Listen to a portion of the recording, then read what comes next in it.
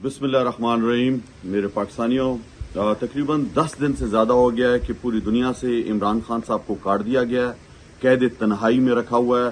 जो तफ्शीशनाक खबरें सुनने में आ रही हैं कि टीवी, अखबार, किताबें जो है रसाई ख़त्म कर दी गई है, उन्हें कैद तन्हाई में रखा हुआ, बाहर वॉक करने नहीं दी जा रही, सफाई नहीं हो रही है, उनका जो खाना बनता था वो उन्हें नहीं दिया जा रहा, और वहां पे रोशनी नहीं है, और एक अजियत में रखा हुआ है। और ये अजियत सिर्फ खान साहब को नहीं, पूरी पाकिस्तानी कौम को दी जा रही है। आज पूरी पाकिस्तानी कौम तफ्शीश में मुब्तला है कि इमरान खान साहब की सेहत कैसी है, उन तक रसाई नहीं दी जा रही। हम रसाई चाहते हैं और साथ साथ रिहाई चाहते हैं। ये बहाने कर रहे हैं, झूठ बोल रहे हैं। आपको पता है कि ये फॉर्म 47 की जो 2 नंबर हुकूमत है और इसको लाने वाले ये इस मुल्क के साथ जुल्म कर रहे हैं। जुल्म की इंतहा हो चुकी है।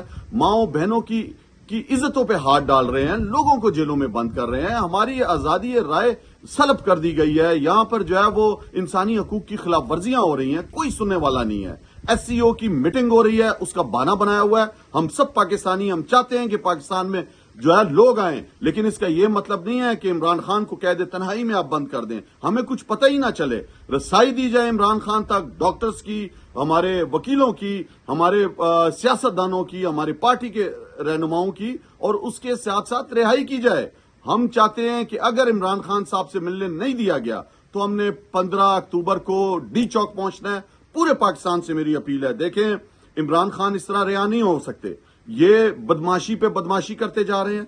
ये जो है हमें बेखौफ होकर निकलना पड़ेगा, खौफ के बुत तोड़ने पड़ेंगे। अवाम के आगे कोई नहीं ठहर सकता।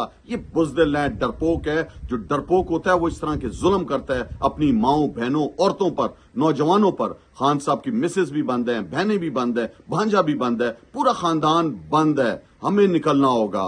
15 अक्टूबर को हमने निकलना है इस्लामाबाद। सब पूरे पाकिस्तान ने आना है, डी चौक पर पुरअमन एहतजाज करना है। बहुत शुक्रिया।